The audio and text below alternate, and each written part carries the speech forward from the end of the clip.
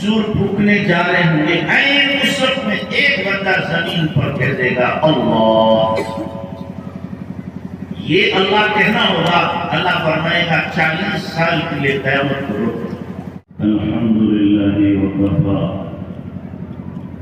وسلام علی عبادہ الذین اصطفى اما بعد فاعوذ باللہ من الشیطان الرجیم بسم اللہ الرحمن الرحیم انہم فتیۃ آمنوا بربہم وزدناہم ہدی. وقال تعالی قل للمؤمنين يغضوا من أبصارهم ويحفظوا فروجهم ذلك أزكى لهم إن الله خبير بما يصنعون.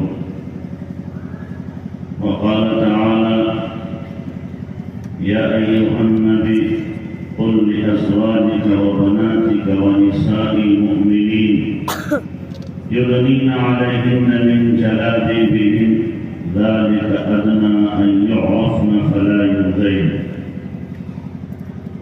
وقال النبي صلى الله عليه وسلم الحياء شعبة من الإيمان. وقال النبي صلى الله عليه وسلم الحياء خير كله. وقال النبي صلى الله عليه وسلم استحيوا من الله حق الحياء. قلنا إنا نستحي والحمد لله. قال ليس ذلك ولكن الاستحياء حق الحياء أن تحفظ الرأس وما ضاع وتحفظ البطن وما بلا وتحفظ البطن وما هوى وتذكر الموت والبلا. ومن أراد الآخرة ترك زينة الدنيا ومن فعل ذلك فقد استحيا من الله حق الحياء. سبحان ربك رب العزة عما يصفون وسلام على المرسلين والحمد لله رب العالمين. اللهم صل على سيدنا محمد وعلى آل سيدنا محمد وبارك وسلم. اللهم صل على سيدنا محمد وعلى آل سيدنا محمد وبارك وسلم. اللهم صل على سيدنا محمد وعلى آل سيدنا محمد وبارك وسلم. محترم علماء کرام، معزز سامعین، میرے بزرگوں اور دوستوں، جو میں نے آیت پہلی پڑھی ہے اس میں اللہ تبارک و تعالیٰ نے اصحاب کہف کا تذکرہ کیا کہ وہ چند جوان تھے جو اپنے ایمان کی حفاظت کے لیے ظالم بادشاہ سے بچ کر کے ایک غار میں روپوش ہو گئے اور انہوں نے ظالم بادشاہ کے روبرو بردستہ برملا اعلان کیا کہ ہم اللہ رب العزت پر ایمان لانے والے ہیں. کفر و شرک کا انہوں نے انکار کیا. اللہ فرماتا وَرَبَطْنَا عَلَىٰ قُلُوبِهِمْ، ہم نے ان کے دلوں کو مضبوط کر دیا اور ان کے ایمان کو بڑھا دیا. إِنَّهُمْ فِتْيَةٌ آمَنُوا بِرَبِّهِمْ وَزِدْنَاهُمْ هُدًى، ان کی ہدایت اور ان کے ایمان میں ہم نے اضافہ کیا.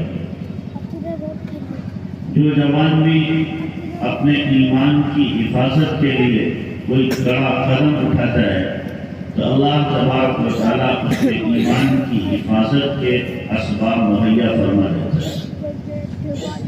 ماحول کتنا ہی خطرناک ہو، بھیانک ہو اور کتنی ہی بے حیائی کا ماحول ہو، کفر و شرک کا بدعت کا ماحول ہو، لیکن جب کوئی ٹھان لیتا ہے کہ مجھے اپنے ایمان کو بچانا ہے تو اللہ تبارک و تعالیٰ اس کے وسائل اور اسباب کو بسہولت مہیا کر دیتا ہے. طے کرنا پڑتا ہے کہ ہمیں اپنے ایمان کو بچانا ہے، اپنی حیا کو تار تار نہیں ہونے دینا ہے، اپنی غیرت کا جنازہ ہمیں نہیں نکالنا ہے تو اللہ تبارک و تعالیٰ اس کے لیے اسباب مہیا کرتا ہے۔ ان جوانوں نے وقت کے بادشاہ کی آنکھوں میں آنکھیں ڈال کر کے بات کی کہ ہم اپنے رب پر ایمان لائے، اور پھر آپس میں مشورہ کر کے طے کیا کہ ہمیں اپنی ایمان کی حفاظت کے لیے کچھ کڑا قدم اٹھانا چاہیے۔ ہم ظالم بادشاہ سے مقابلہ تو نہیں کر سکتے، لہذا طے کیا کہ جب تک حالات نارمل نہیں ہوتے کسی غار میں چل کر کے ہم اپنی زندگی گزاریں گے۔ غار میں گئے اور لیٹ گئے۔ اللہ تبارک و تعالیٰ نے ان کو اتنی لمبی نیند دی، ایسا سلایا کہ 309 سال تک سوتے رہے۔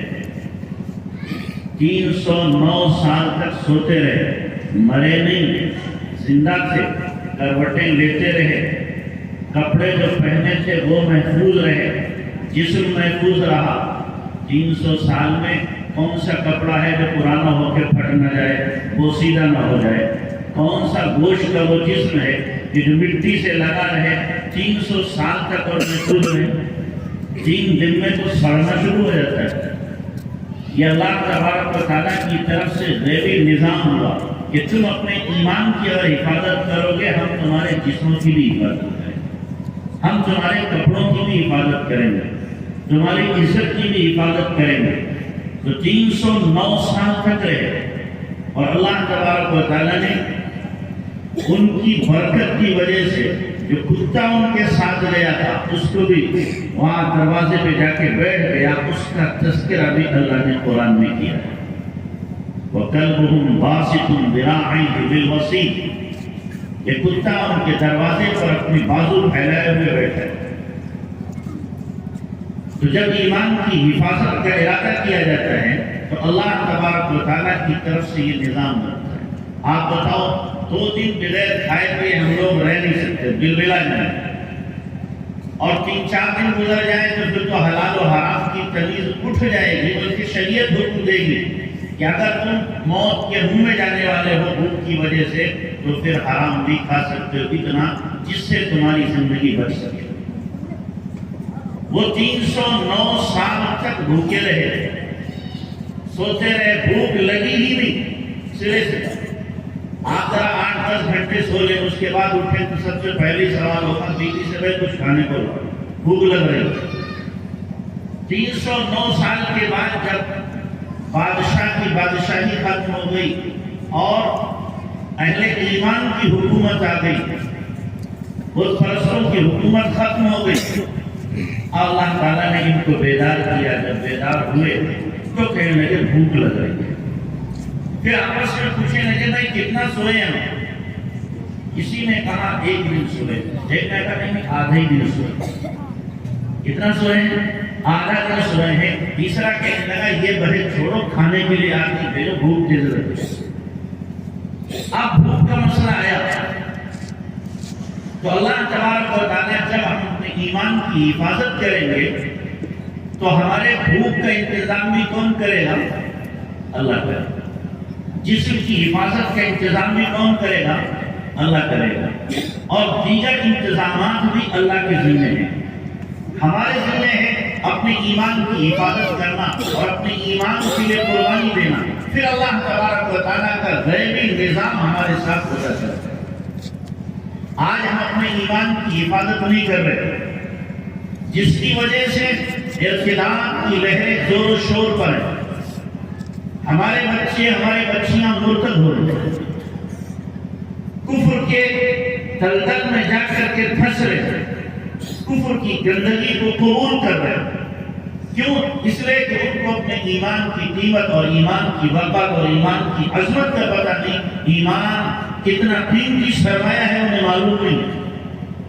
اگر ہمارے جوانوں کو معلوم ہوتا، ہماری جوان بچیوں کو معلوم ہوتا تو جو اقدام ہو رہا ہے یہ کبھی اقدام نہیں ہوتا۔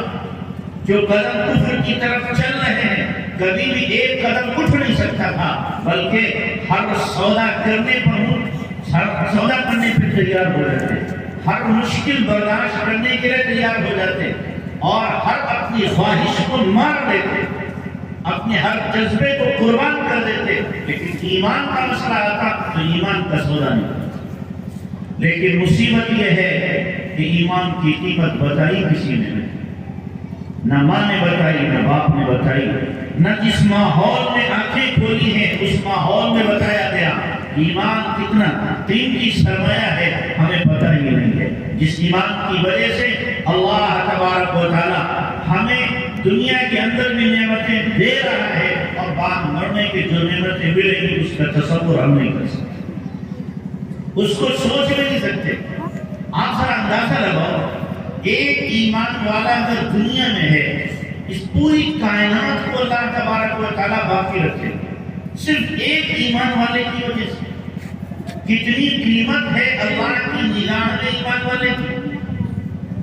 ساری دنیا کے اندر ڈاکٹر، ماسٹر، پروفیسر، انجینئر اور بڑی بڑی ڈگریوں والے، عہدے والے، منصب والے، کروڑ پتی، ارب پتی، کھرب پتی، عقل والے، شعور والے، دانش و بینش والے سارے کے سارے موجود ہوں، لیکن کفر کی پلیدی کے اندر وہ ہیں، اور ایک ایمان والا ہے، اس ایک ایمان والے کی وجہ سے اللہ سارا نظام چلائے گا۔ اور وہ ایمان والا اگر نہ رہا، اور دنیا میں بڑے پڑھے لکھے لوگ ہیں، بڑے عقل و شعور والے ہیں، ڈگریوں والے ہیں، عہدے اور منصب والے ہیں، سب کچھ ہے، ایمان والا نہیں، اللہ اللہ کہنے والا نہیں، اللہ اس پوری کائنات میں رنگا پھیرا دے گا، ساری کائنات کو اللہ تعالیٰ ختم کر دے گا۔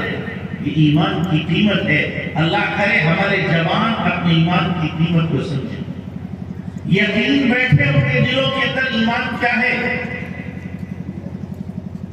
ایک ذرہ برابر ایمان بچا کے اگر لے جا رہے ہیں تو کتنی جنت مل رہی ہے؟ ہم بار بار سنتے ہیں دنیا سے 10 گنا بڑی جنت، ایک ذرہ برابر ایمان بچانے کی وجہ سے دنیا سے 10 گنا بڑی جنت۔ سب سے آخر میں جو جنتی جائے گا جنت میں، اس کا نام ہے جوہینہ، اور وہ قبیلے جوہینہ کا ہے، اور یہ جوہینہ قبیلہ ابھی عرب میں موجود ہے۔ سب سے آخر میں جنت میں جائے گا، کٹ پٹ کر کے بلائی طبیعت سے اس کی ہو چکی ہوگی، اس کے بعد جائے گا تو اللہ تبارک تعالیٰ اس سے کہے گا کہ بندے مانگ کیا مانگتا ہے، سوال کر۔ اب بندہ سوال کرے گا، اور دیکھو ایک بات یاد رکھیں کہ جو ہمارا یہاں دماغ ہے، ہمارے دماغ کے سیل صرف 4 اور 5% کھلے ہوئے ہیں، 95% دماغ کے سیل جو مائنڈ کے ہیں وہ سارے کے سارے بلاک۔ آئنسٹائن جو سب سے بڑا سائنسدان گزرا ہے، اس کے 11 سیلز کھلے ہوئے ہیں دماغ۔ اللہ والوں کے 15 سیلز تک کھلتے، 15 سیلز اللہ والوں کے کھلتے۔ جنت میں جب جنتی جائے گا، آخرت میں پوچھیں گے تو یہ دماغ کے 100 سیلز اللہ کھولے گا۔ 100 سیلز کھولنے کے بعد اب اللہ تعالیٰ فرمائے گا بندے سے مانگ کیا مانگتا ہے۔ ابھی ہمارا جو دماغ 5% کھلا ہوا ہے، ہم سے کوئی کہے مانگو کیا مانگتے ہو، بولو کتنا مانگو گے؟ شاید زبان تھک جائے اور مانگ ختم ہو جائے۔ اتنا مانگنا 5% پہ جب 100% کھلا ہوگا تو کتنا مانگیں گے؟ بندہ مانگے گا، مانگتا رہے گا، مانگتا رہے گا، مانگتا رہے گا، مانگتا رہے گا، تو پھر اللہ تبارک و تعالیٰ سے کہے گا اللہ بس مانگ لیا۔ اللہ نے بس اتنا یہاں کی مانگ لیا۔ اللہ فرمائے جتنا مانگا ہو اس کا 10 گنا اور، جتنا مانگا ہو اس کا 10 گنا اور، دنیا سے بھی 10 گنا سے بھی زیادہ اللہ تعالیٰ دے گا۔ کس کو؟ جس کا سب سے کمزور ایمان، سب سے تھوڑا ایمان، سب سے آخر میں جانے والا جنتی، اس کو اللہ تبارک و تعالیٰ اتنا دے گا۔ اور جس جوان نے اور جس ایمان والے مرد عورت نے اپنے ایمان پر محنت کی ہو اور اپنے ایمان کو فولادی بنایا ہو، پہاڑ کی طرح مضبوط جس میں جنبش آتی ہو، وہ ہر کفر سے ٹکرا جانے والا ہو، ہر باطل کے سامنے سینہ سپر ہو جانے والا ہو، اس کا ایمان جب اتنا مضبوط ہوگا تو اللہ تعالیٰ کیا کچھ دے گا، کتنا دے گا، کیا ہم اس کا تصور کر سکتے ہیں؟ اس کو سوچ سکتے ہیں؟ ہم اس کو کیلکولیٹ کر سکتے ہیں؟ حساب لگا سکتے ہیں اس کا اللہ کتنا دے گا؟ تو اس لیے ایمان پر ساری کی ساری نعمتیں ہمیں ملنے والی ہیں، ساری نعمتیں نعمتوں کا معاملہ ایمان کے ساتھ ہے، اس لیے اپنے ایمان کی حفاظت کرو۔ اللہ کے یہاں اتنی قیمت ہے ایمان والے کی۔ حضرت گنگوئی رحمۃ اللہ علیہ کی کتاب میں لکھا ہے کہ جب اللہ تبارک و تعالیٰ اسرافیل پوچھیں گے اللہ اب سور پھونک دے، اب کوئی نہیں ہے تیرا نام لینے والا، سور پھونکنے جا رہے ہوں گے، عین اس وقت میں ایک بندہ زمین پر کہہ دے گا اللہ۔ یہ اللہ کہنا ہوگا، اللہ فرمائے گا 40 سال کے لیے قیامت کو روک۔ صرف ایک مرتبہ اللہ کہنے پر 40 سال کے لیے قیامت کو روک دیا جائے گا۔ آپ اندازہ لگائیں اللہ کے نام میں جب اتنی عظمت اور اتنی برکت ہے تو جو بندہ اللہ کا نام ہر وقت رٹتا ہو، کلمہ ہر وقت پڑھتا ہو، اس اللہ کے سامنے جھکتا بھی ہو، مانگتا بھی ہو، اپنے ایمان کی حفاظت کے لیے تمام تر کوششیں بھی کر رہا ہو، اللہ کی نگاہ میں اس کی کتنی عظمت ہوگی، کتنی ویلو ہوگی۔ اس لیے اپنے ایمان کے بچانے کی فکر کرو۔ اس وقت ہوائیں چل رہی ہیں ایمان سوز، ایمان کو ختم کرنے کے لیے تمام تر تدبیریں کی جا رہی ہیں، پلاننگیں کی جا رہی ہیں، اس کے لیے میٹنگ کی جا رہی ہے۔ ایمان والوں کے ایمان پر کس طریقے سے شرخوں مارا جائے، کس طریقے سے ان کے ایمان کو ختم کیا جائے۔ ایسے وقت میں ہماری ذمہ داری بن جاتی ہے کہ ہم جیسے پہلے حفاظت کرتے تھے اس سے زیادہ اب اپنے ایمان کی حفاظت کریں، اور خاص طور سے جو ہمارا جوان طبقہ ہے، جوان طبقہ بے حیائی کے سیلاب میں بہتا چلا جا رہا ہے۔ جو ان کو رنگ رلیاں دکھ رہی ہیں، دنیا کی رونقیں دکھ رہی ہیں، جو بظاہر بہاریں ان کو نظر آ رہی ہیں، ان بہاروں کے پیچھے دوڑ رہے ہیں۔ آخرت کو بھلا دیا، قیامت کو بھلا دیا، جنت کے نظاروں کو بھلا دیا، اپنے ایمان کی قیمت کو بھلا دیا۔ جناب رسول اللہ صلی اللہ علیہ وسلم نے میرے آپ کی خاطر کیا قربانیاں دی ہیں، کتنے آنسو بہائے ہیں، ان سب کو بھلا کر کے وہ رنگلیوں میں لگا ہوا ہے، اپنی خرمستیوں میں، عیاشیوں میں مبتلا ہے، اور اسی کو زندگی کا مقصد سمجھ رہا ہے۔ زندگی کا مقصد، یہ زندگی کا مقصد ہو سکتا ہے، اتنی سطحی چیزیں زندگی کا مقصد ہو سکتی ہے کہ آدمی بس عیاشی کر لے، خرمستی کر لے، چند دن کی موج مستی کی خاطر ہمیشہ کی آخرت کو تباہ و برباد کر ڈالے۔ یہ کون سی دانشمندی ہے، یہ کون سی عقل مندی ہے؟ تو اس لیے جوانوں، آپ خاص طور سے اپنے بھی ایمان کی حفاظت کرو، اور جو آپ کے دوست احباب ہیں اور جو آپ کی بہنیں ہیں ان کے ایمان کی حفاظت کرو۔ ایسا نہ ہو آپ اپنے ایمان کا بھی سودا کر ڈالو اور آپ کی بہنیں جو ایمان بیماری کے سیلاب میں بہہ رہی ہیں، بہتی چلی ہیں۔ جہاں جاؤ وہاں پر یہی سننے کو ملتا ہے، یہاں سے 10 بچیاں غیروں کے ساتھ چلی گئی، یہاں کی 20 بچیاں چلی گئی۔ آپ نہیں جاتے، ہم تو روزانہ کہیں نہ کہیں ہمارا جانا ہوتا ہے، جہاں جاتے ہیں یہی بات سننے کو ملتی ہے، یہاں سے 20، یہاں سے 25، یہاں سے 10 بچیاں غیروں کے ساتھ چلی گئی۔ ایک سیلاب ہے جو بہہ رہا ہے، اور اس میں ہماری بچیاں بہتی چلی جاتی ہیں، اور آپ جوان اور ہم لوگ کیا ہیں، سوئے ہوئے ہیں غفلت میں، آنکھیں بند کرنی ہے۔ احساس ہے ہی نہیں کیا ہو رہا ہے، کیا ہماری پکڑ نہیں ہوگی، ہماری گرفت نہیں ہوگی؟ اللہ کے یہاں ہم سے پوچھا نہیں جائے گا کہ ہمیں ایمان کی قیمت معلوم تھی، ہم کچھ کر سکتے تھے کیوں نہیں کیا، ہم کوئی قدم اٹھا سکتے تھے کیوں نہیں قدم اٹھائے، ہم اس کے بارے میں فکر مند ہو سکتے تھے ہم نے کیوں نہیں فکر کی؟ کل قیامت میں ہم سے بھی پوچھ ہوگی، ہم سے بھی اس کے بارے میں سوال ہوگا کہ تم نے کیا اقدام کیا تھا، کیا کوششیں کی تھی اس سیلاب کو روکنے کے لیے، اس ارتداد کی لہر کو روکنے کے لیے کون سا قدم اٹھایا تھا؟ تو اس لیے ہمیں فکر مند ہونا پڑے گا۔ چند دنوں کی مزے کی خاطر، چند سالوں کے مزے کی خاطر ہم اپنے ایمان کا سودا کر لیں، اتنا آسان نہیں ہوا کرتا، اتنا آسان نہیں ہوا کرتا کہ چند دن کی چاندنی پھر اندھیری رات ہے، پھر اندھیری رات ہے، ایک دن تو آنکھ بند ہونا ہے، ایک دن تو جوانی ختم ہونا ہے، ایک دن تو قبر میں سونا نہیں جا کر کے۔ اس قبر کو یاد رکھو، اس موت کو یاد کرو کہ موت کا جھٹکا جب پڑے گا تو پھر آدمی کے 14 کروڑ روشن ہو جائے گا۔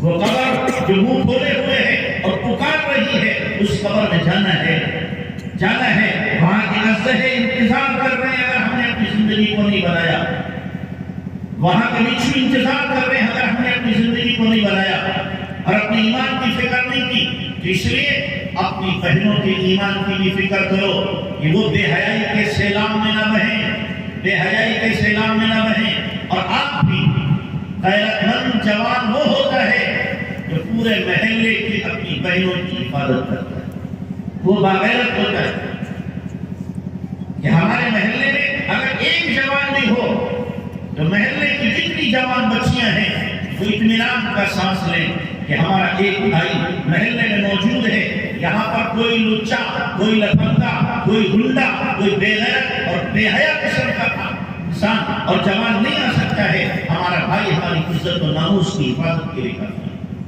لیکن کیا کیا جائے، کس کو رویا جائے؟ جو وہ حافظ سے وہی ڈکیت بن گئے، جو رہبر تھے وہی لٹیرے بن گئے، جو حیا کا درس دینے والے تھے وہی بے حیائی کا درس دینے والے بن گئے۔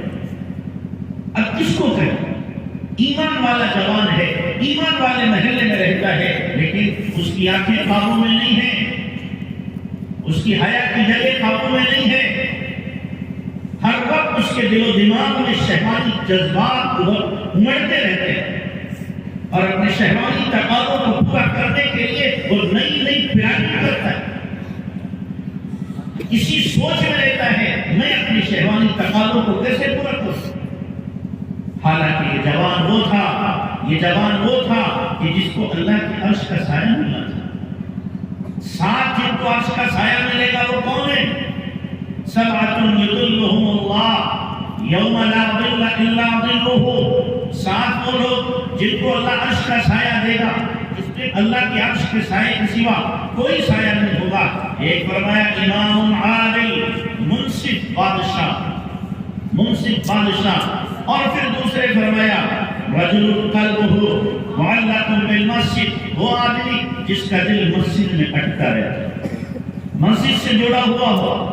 تیسرے فرمایا رجلان تحابا فی اللہ اجتمع علیہ وتفرقا علیہ، دو بندے جو محبت کرتے ہیں صرف اللہ کے لیے آپس میں اکٹھے ہوتے ہیں، اللہ ہی کے لیے دور ہوتے ہیں۔ جیسے ہم اور آپ لوگ کس لیے جمع ہوتے ہیں؟ کوئی ہماری رشتہ داری ہے آپ سے؟ کوئی رشتہ داری نہیں، صرف اللہ کے لیے یہاں پر ہم جمع ہوئے ہیں، صرف اللہ کے لیے ہم مل کر کے بیٹھے ہیں۔ انشاءاللہ اگر ہم اخلاص کے ساتھ بیٹھے ہیں اس حدیث کا ہم مصداق بنیں گے۔ رجلان تحابا فی اللہ اجتمع علیہ وتفرقا علیہ، یہ دو بندے جو اللہ کے لیے جمع ہوتے ہیں اور اللہ ہی کے لیے کیا ہوتے ہیں؟ الگ ہو جایا کرتے ہیں۔ اور چوتھے فرمایا کون؟ شاب نشأ فی عبادت اللہ، وہ جوان جس کی جوانی اللہ کی عبادت میں پرون کرتے ہیں۔ جوان کیا کرتا ہے؟ جوانی دیوانی مستانی شہوانی نہیں ہوتی، بلکہ اس کی جوانی اللہ کی عبادت میں، اطاعت میں، فرمانبرداری میں، اللہ کے بندوں کی خدمت میں رکھتی ہے، اپنے شہوانی تقاضوں کو پورا کرنے میں نہیں رکھتی، بلکہ یہ تو رات کی تنہائی میں اٹھ کر کے آنسو بہانے والا جوان ہوتا ہے۔ یہ وہ جوان ہوتا ہے کہ اللہ فرشتوں کے سامنے رش کرتا ہے جوان پر کہ دیکھو یہ ہے میرا بندہ، جوان ہے، اس کے سامنے تمام تقاضے ہیں، ضرورتیں ہیں، شہوت بھی ہے، جذبہ بھی ہے، کما بھی سکتا ہے، سب کچھ کر سکتا ہے، لیکن اپنے تمام جذبات کو روک دیتا ہے، قدموں تلے دبا دیتا ہے اور میرے سامنے رات میں کھڑا ہوا ہے۔ اللہ کو پھر پیار آتا ہے، اس کے آنسو کی وجہ سے اللہ امت کی تقدیر کے فیصلے ہوتے ہیں۔ یہ وہ جوان تھے جیسے صلاح الدین ایوبی جب عیسائیوں کا بحری بیڑا آ رہا تھا، صلاح الدین ایوبی کے پاس بحری بیڑا نہیں تھا، صلاح الدین ایوبی گھبرا گیا، اب کیا ہوگا؟ اب کیا ہوگا؟ اس سے کیسے مقابلہ کیا جائے گا؟ گیا رات میں مسجد میں جا کر کے پوری رات اللہ کے سامنے کھڑا ہے، آنسو بہا رہا ہے، رو رہا ہے اللہ میرے پاس تو اتنی طاقت نہیں، اتنی فوج نہیں، میرے بیڑا نہیں، میں کیسے مقابلہ کروں گا؟ امت کا مسئلہ ہے، اے اللہ تیرے نبی کی امت کمزور ہے، اس پر ایسے حالات نہ ڈال، اس کے اوپر وہ امتحان نہ ڈال جو امت برداشت نہ کر سکے۔ رات بھر روتا رہا، صبح کو فجر کی نماز پڑھ کے صلاح الدین ایوبی جب نکلے ہیں تو ایک بزرگ نہایت ہی عمر رسیدہ سامنے آئے تو صلاح الدین ایوبی نے رو کے کہا حضرت دعا کر دیجئے، امت کا مسئلہ ہے، دشمنوں کا پہلی بیڑا آ رہا ہے، پہلی بیڑا آ رہا ہے، مقابلے کی ہمیں سکت نہیں ہے۔ وہ بھی کچھ پہنچی ہوئی شخصیت تھی، انہوں نے صلاح الدین ایوبی کی آنکھوں میں آنکھیں ڈالی اور دیکھ کے کہنے لگے صلاح الدین تیرے رات کے رونے نے اس بحری بیڑے کو ڈبو دیا ہے، وہ سمندر میں ڈوب چکا ہے، اطلاع ملی یقیناً اللہ نے اس بحری بیڑے کو ڈبو دیا ہے۔ یہ جوان تھے، یہ جوان تھے، ان کے ہاتھ اٹھتے تھے، اللہ بحری بیڑوں کو ڈبا دیا ہے۔ یہ جوان تھے کہ ہاتھ اٹھتے تھے، اللہ امت کی قسمت کے فیصلے کر دیا کرتا تھا۔ آج وہی جوان جو راتوں کو رونے والے تھے، مسلموں کو آباد کرنے والے تھے، خدا کو یاد کرنے والے تھے، آج وہی جوان پوری رات عیاشیوں میں گزارتے ہیں، بدماشیوں میں، بے حیائیوں میں گزارتے ہیں، خدا کی بغاوت میں گزارتے ہیں۔ وہی جوان ہیں موبائل لے کر کے بے حیائی کے مناظر دیکھتے ہیں۔ جن جوانوں کے لیے فرشتے دعاؤں پر آمین کہنے کے لیے آتے تھے، آج فرشتے آ رہے ہیں، اجازت مانگتے ہیں اللہ یہ ہیں وہ جنہوں نے تیری دھرتی کو گناہ کر کے کالا کر دیا ہے، فضاؤں کو جنہوں نے گندا کر دیا ہے، اللہ اجازت دے ہم ان کے اوپر عذاب کا تھوڑا برسا دے۔ لیکن اللہ کریم ہے، اللہ رحیم ہے، پھر دے رہا ہے، لیکن جب پانی سر سے اوپر ہو جائے گا یاد رکھنا پھر اللہ کے عذاب کا تھوڑا برسے گا، اللہ کے عذاب کا تھوڑا برسے گا۔ ابھی تو اللہ تبارک تعالیٰ فرشتوں سے کہتا ہے، جب فرشتے کہتے ہیں اللہ ان کو عذاب دو، اللہ کہتا ہے ان کان عبدکم فشانکم بھی، تمہارے بندے ہیں ٹھیک ہے پکڑ لو تم۔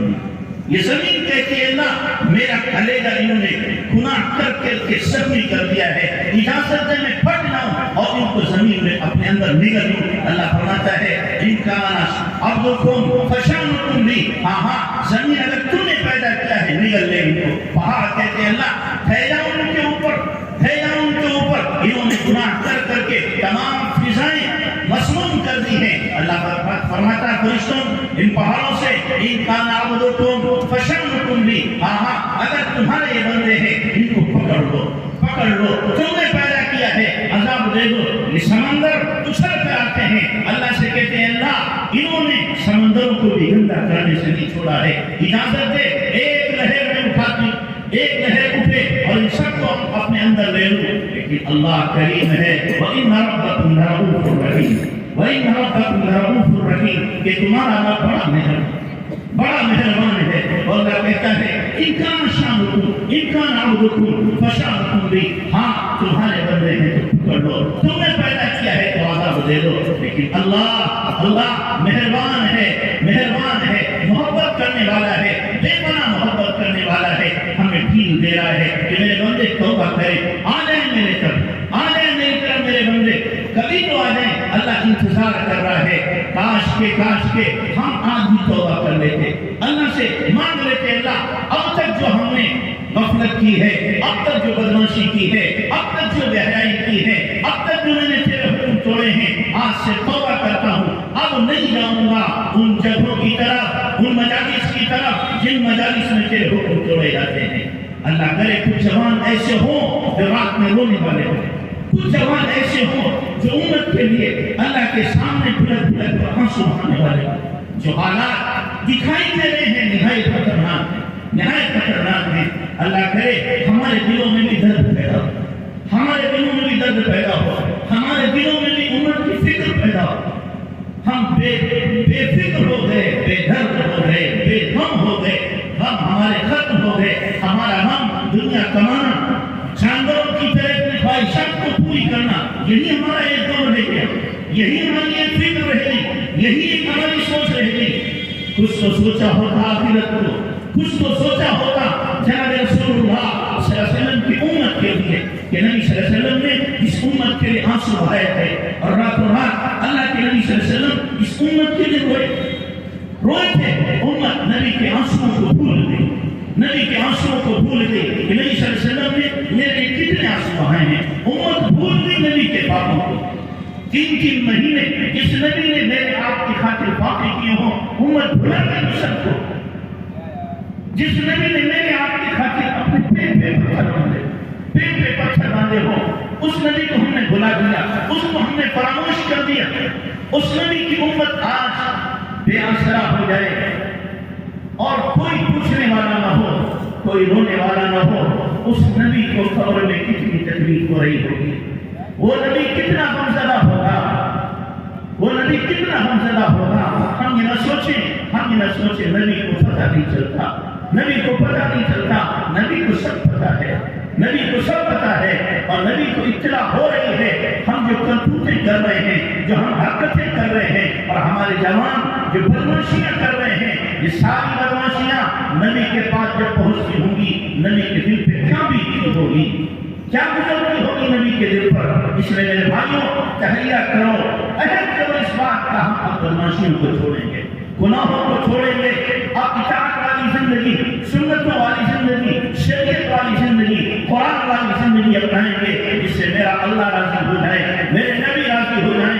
بہت ناراض کیا میں نے اپنے رب کو، بہت ناراض کیا اپنے رب کو، بہت دکھ دیا میں نے اپنے نبی کو، اب دکھ نہیں دوں گا، اب دکھ نہیں دوں گا، اب اللہ کے ناراض نہیں کروں گا۔ اللہ کرے آپ کے دل میں بات اترے، آپ اس کو سمجھیں اور غفلت سے باز آئیں، غفلت سے باز آئیں۔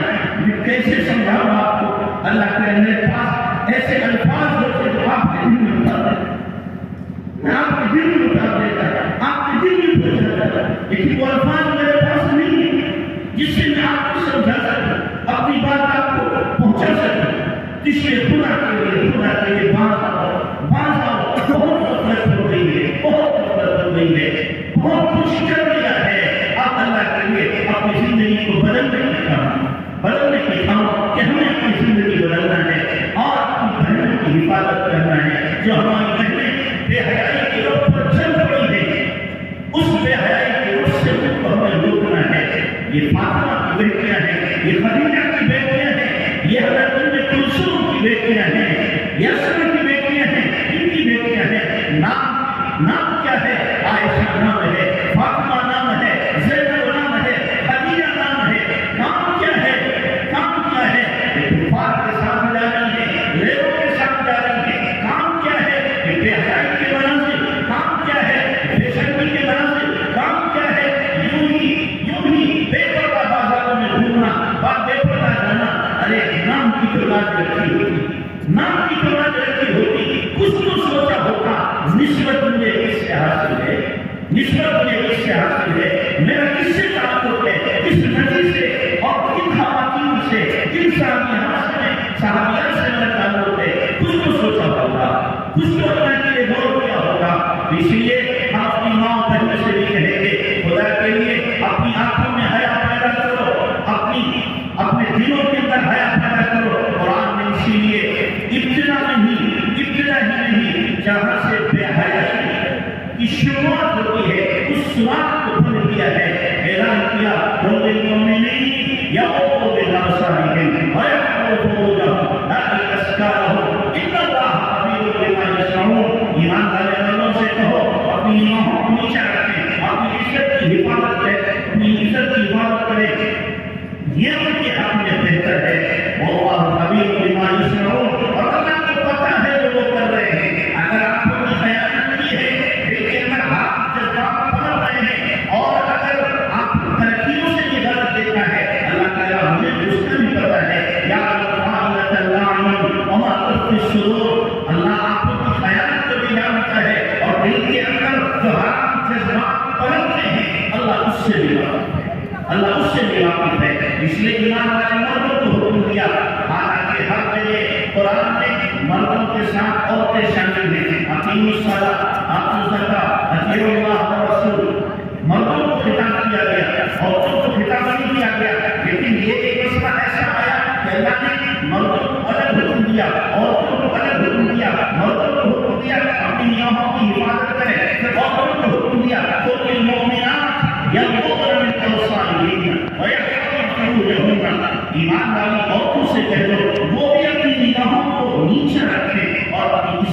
حفاظت ہے، الگ سے حکم دیا گیا ہے۔ نماز میں، زکات میں، حج میں، روزے میں، دیگر احکامات میں عورتیں مردوں کے ساتھ ساتھ ہیں، لیکن یہاں حیا کا مسئلہ آیا۔ حیا کے مسئلے کو اللہ تبارک و تعالیٰ نے صاف صاف مردوں عورتوں کے لیے الگ الگ بیان کیا کہ نہیں، عورتیں بھی اپنی نگاہوں کو نیچا رکھیں، مرد بھی اپنی نگاہوں کو کیا رکھیں؟ نیچا رکھیں۔ ہمارے قرآن میں تو ہمیں یہاں تک حکم دیا، یہاں تک حکم دیا کہ عورت اگر گھر سے نکل رہی ہے تو اس کے پیروں میں وہ زیور نہیں ہونا چاہیے جس زیور میں آواز ہو، پیر جب اس کا زمین پر پڑے اس کی چھنکار کسی غیر مرد کے کان میں پڑ جائے۔ قرآن نے کیا اعلان کیا ہے؟ وَلَا يَضْرِبْنَ بِأَرْجُلِهِنَّ لِيُعْلَمَ مَا يُخْفِينَ مِنْ زِينَتِهِنَّ کہ دیکھو اپنے پیروں کو زمین پر ایسے نہ مارنا، ایسے نہ مارنا کہ تمہارے پیروں کے زیور کی چھنکار کسی کان میں پڑ جائے اور اس کے دل میں وساوس کا طوفان برپا ہو۔ ایسا ہرگز نہ کرنا۔ یہاں تک حکم دیا جس اسلام نے، جس شریعت نے اتنا حکم دیا ہو، کیا وہ اسلام، کیا وہ دین ہمیں اس کا حکم دے گا کہ عورتیں چہرہ کھول کے پھریں؟ کیا وہ اسلام اس کی اجازت دے گا کہ ہماری ماں بہنیں اپنے سر کو ننگا لے کر کے پھریں؟ کیا وہ اسلام اس کی اجازت دے گا کہ ہماری ماں بہنیں عورتوں کا لباس چھوڑ کر کے مردوں جیسا لباس پہننے والی بن جائیں؟ کیسی اجازت دی جا سکتی ہے؟ اور میں آپ مردوں سے کہوں گا، کسی بھی مرد کی غیرت کو اگر دیکھنا ہو، کسی بھی مرد کی غیرت کو اگر دیکھنا ہو، اس کے گھر کی مسئولات کو دیکھیں۔ اگر اس کے گھر کی عورتیں باپردہ ہیں، باحیا ہیں، وہ مرد باغیرت ہے، اور اگر اس کے گھر کی مسئولات بے پردہ ہیں، بے حجاب ہیں، یوں ہی آتی جاتی ہیں، وہ مرد بے غیرت ہے، دیوس ہے، مٹھوس ہے، بے حیا ہے۔ اس لیے کہ باغیرت مرد کبھی گوارا نہیں کرے گا میری بیوی، میری بیٹی، میری بہن، میری ماں یا میری اور دیگر جو محرمات ہیں ان کے اوپر کسی غیر مرد کی نگاہ پڑے۔ ایک باغیرت مرد برداشت نہیں کرے گا۔ آج وہ بے غیرت ہوگا، وہ تو کہے گا ٹھیک ہے، لوگ آنکھیں سیکتے پھریں، ان کو دوسرے بھی دیکھیں تاکہ ان کے رشتے آ جائیں۔ ہم سے ایک صاحب نے ہم سے کہا بیٹھے ہوئے تھے کہ میں نے اب اپنی بچیوں سے کہہ دیا پردہ نہ کرو۔ میں نے کہا کیوں؟ کہنے کے رشتے نہیں آتے، اس لیے کہ پردے میں رہتی ہیں، کوئی دیکھتا نہیں ہے۔ میں نے کہا تم بھی کیا ہے، بے حجاب پھرو، لڑکے دیکھیں گے تمہارے رشتے آئیں گے۔ اس سے زیادہ پیمانی کیا ہو سکتی ہے؟ خدا پر اعتماد جب اٹھ جاتا ہے اور تقدیر سے یقین جب ختم ہو جاتا ہے تو اس قسم کے بول اور اس قسم کی حرکتیں انسان کرتا ہے۔ جب اللہ نے جوڑا لکھ دیا کہ فلاں بچہ فلاں بچی کے ساتھ منسوب ہوگا تو کون سی طاقت ہے اسے روک لے؟ آپ جوان بیٹھے ہو، ادھر ادھر حرکتیں کرتے ہو، کہ اللہ کی ذات پر آپ کی یقین نہیں ہے؟ جو اللہ نے آپ کے نصیب میں لکھ لی ہے وہی ملے گی آپ۔ ہزار کوشش کر لو، ہزار جتن کر لو، آپ تقدیر کو مٹا نہیں سکتے، تقدیر کو بدل نہیں سکتے۔ اس لیے اطمینان رکھو، جب وقت آئے گا تو اللہ تبارک و تعالیٰ جو آپ کی مقدر کی ہے وہ آپ کو پہنچا دے۔ بچیاں بھی یقین رکھیں کہ جب وقت آئے گا اللہ تعالیٰ میرا جوڑا مجھے نصیب کر دے۔ اس طریقے سے بے حجابی کے اندر پھرنا یا باپ کا اپنی بچیوں کو بے حجاب کر دینا اس لیے کہ جوان دیکھیں ان کی طرف جھانکیں اور اپنا رشتہ دیں، بہت بڑی بے غیرتی کی بات ہے، بہت بڑی بے حیائی کی بات ہے۔ تو اس لیے ہم اپنی بچیوں کی حفاظت خود کریں، اپنی بچیوں کے بارے میں بہت زیادہ حساس رہنے کی ضرورت ہے۔ اس وقت جو ماحول ہے باقاعدہ پلاننگ کے تحت، اسکیم کے تحت ہماری بچیوں کے ایمان کو لوٹنے کی کوشش کی جا رہی ہے، تو ہم بھی تو کوئی پلاننگ کریں، ہم بھی تو کوئی اسکیم بنائیں، ہم بھی تو کوئی تدبیر کریں کہ ہمیں اپنی بچیوں کی ایمان کی حفاظت کیسے کرنا ہے، ہمیں اپنی بچیوں کو کس طریقے سے محفوظ رکھنا ہے، ان کی عزت پر کسی طرح کا دھبا نہ آئے اور میرا خاندان بدنام نہ ہو، میں کیسے ان کی حفاظت کروں، یہ مجھے سوچنا ہے، آپ کو سوچنا ہے۔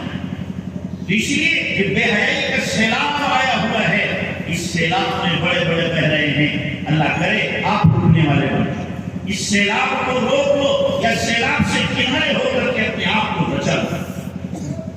بہت بڑا مسئلہ ہے.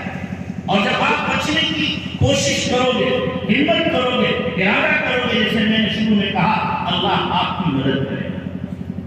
یوسف علیہ السلام نے ارادہ کیا، بچے کہ نہیں بچے؟ یوسف علیہ السلام پر زلیخا نے 1000 ڈورے ڈالے، 1000 کوشش کی.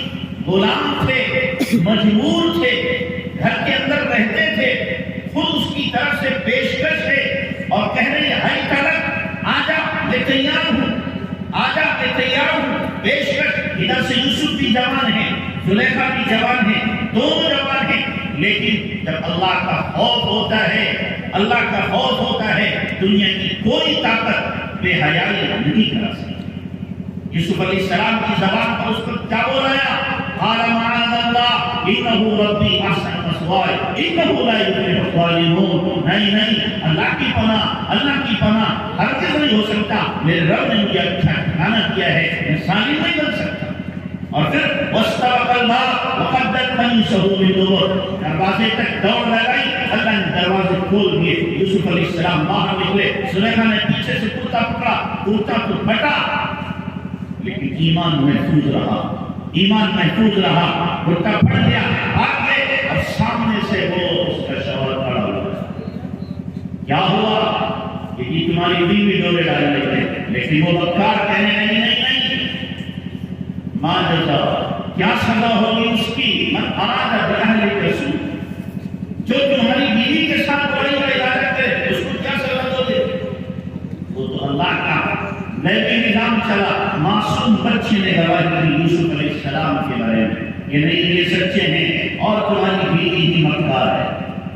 بہرحال جب بچنے کا ارادہ کیا یوسف علیہ السلام نے، اللہ نے بچایا. آپ بچنے کا ارادہ کرو گے، کتنے بھی جتن کر ڈالے کوئی، کتنے بھی کوئی تیر چلا دے، آپ نے اگر ارادہ کیا ہے اللہ آپ کو بچائے، اللہ آپ کو محفوظ رکھے گا. تابعی کا واقعہ آپ نے سنا ہوگا. بادشاہ وقت نے ان کو کفر کی دعوت میں انکار کیا، 1000 کوشش کی، انکار کرتے رہے. لیکن پھر اس نے کیا کیا؟ بادشاہ نے اپنی سگی بیٹی کو ان تابعی کے ساتھ ایک کمرے میں بند کر، اور بیٹی سے کہا اس کو گناہ میں مبتلا کرنا. پینے کے لیے شراب رکھی، کھانے کے لیے خنزیر کا گوشت رکھا، اور جوان بچی کہ گناہ میں مبتلا کرنا ہے تاکہ اس کا ایمان ظاہر ہو جائے. لیکن وہ صحابہ کو دیکھے ہوئے، ادھر لڑکی بیٹھی ہوئی ہے، ادھر وہ تابعی ہے، وہ 1000 کوشش کر رہی، گا بھی رہی، چھڑک بھی رہی، ناچ بھی رہی، تمام کوششیں کر رہی ہے، بلا بھی رہی. لیکن نہیں، یہ ٹس سے مس نہیں ہوتے، آنکھوں کا پردہ اوپر اٹھتا ہی نہیں. یہ اپنی جگہ پر اللہ سے مانگ رہے ہیں. 3 دن تک وہ بھوکے رہے بند، وہ کھاتی بھی رہی، پیتی بھی رہی. 3 دن کے بعد جب لڑکی نکلی، بادشاہ کے پاس گئی اور کہا اس نے جا کہ ایھا الملک الی این ارسلتنی، او بادشاہ مجھے کس کے پاس تم نے بھیج دیا تھا؟ الی حجر او حدید لا یاکل ولا یشرب، کسی پتھر کے پاس بھیجا، لوہے کے پاس بھیجا جو کھاتا بھی نہیں، پیتا بھی نہیں، ولا منظور، دیکھتا بھی نہیں. میں کیسے اسے گناہ پہ آمادہ کرتی، کیسے گناہ پر آمادہ کرتی؟ یہ فولادی عزم چاہیے، یہ پختہ ارادہ چاہیے. جب آپ پختہ ارادہ کرو گے، اللہ تبارک تعالیٰ آپ کے عزم ارادے کے اوپر اپنی مدد کے فیصلے کرو گے. بھائی بچاؤ گے اپنے ایمان کو، بچاؤ گے اپنی نگاہوں کو، بچاؤ گے اپنی عزت کو، اپنی عزت کو بچاؤ، ایمان کو بچاؤ. ان نگاہوں، ان آنکھوں کے پھیلوں کو غلط استعمال نہ کرو. آپ اپنی نگاہ کا صحیح استعمال کرو گے، یاد رکھنا اس دنیا کے اندر ہی اللہ تبارک و تعالیٰ اپنا بھی دیدار کرائے گا، اپنے حبیب کا بھی دیدار کرائے گا. جو آنکھ بے حیا ہو جاتی ہے، یاد رکھنا جو بدنگاہی کرنے والا ہوتا ہے، مرد ہو یا عورت، جوان ہو یا بوڑھا، عبادت کی لذت کا سب اللہ اس سے چھین لیتا ہے. اب اسے عبادت میں مزہ نہیں آتا. نماز پڑھنا ہوگا، عادت کی بنیاد پر نماز پڑھتا رہے گا، لیکن نہ سردوں میں سرور آئے گا، نہ دعا کے اندر لذت ہے، سب ختم ہو جائے گا.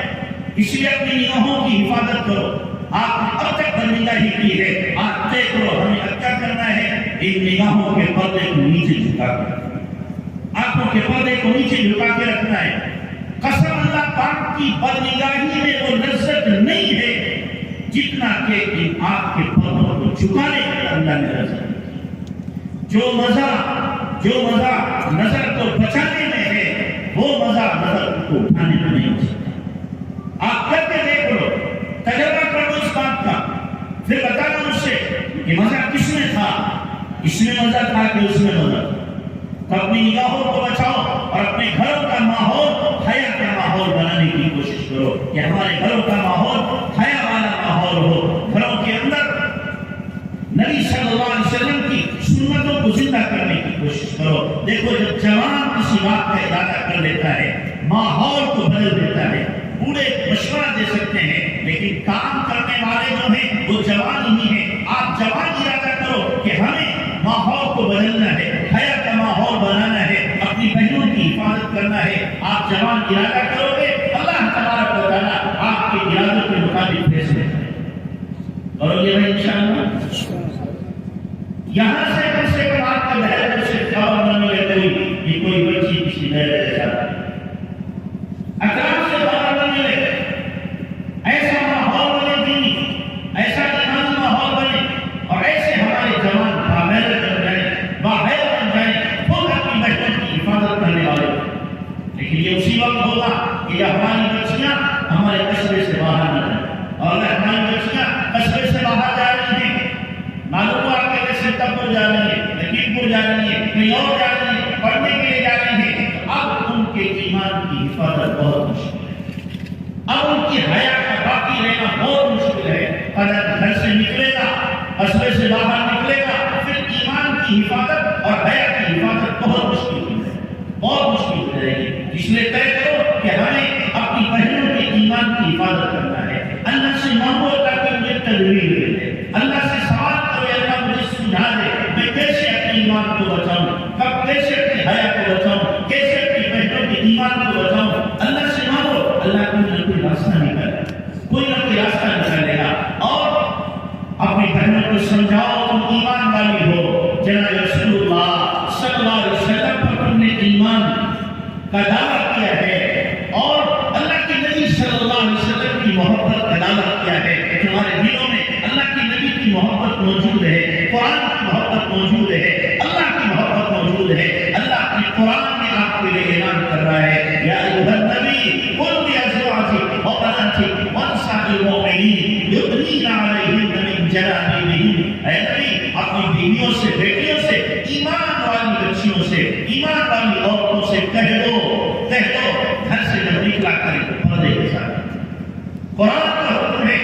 نبی کی بیویوں کو حکم دیا کہ آپ سوچو, نبی کی بیویاں پوری امت کی مائیں ہیں, پوری امت کی مائیں ہیں, لیکن پھر بھی پردے کا حکم دیا گیا. اور کیا کہا, اذا سألتموهن متاعا فاسألوهن من وراء الحجاب. کہ اے صحابہ, اگر تمہیں نبی کی بیویوں سے کوئی سوال کرنا ہو تو پس پردہ سوال کرنا, آمنے سامنے بے محابہ آ کر کے نہیں, پردے کے پیچھے پوچھنا. کوئی مسئلہ معلوم کرنا ہے یا کوئی اور چیز دریافت کرنا ہے, پردے کے پیچھے. مائیں ہیں اور ہمارے دلوں میں اللہ کی قسم ہماری اپنی سلیمہ کا جو تقدس ہے, اللہ کے نبی صلی اللہ علیہ وسلم کی ازواج مطہرات جو مائیں ہیں ان سے زیادہ تقدس, ان کا زیادہ تقدس ہے اپنی سلیمہ سے.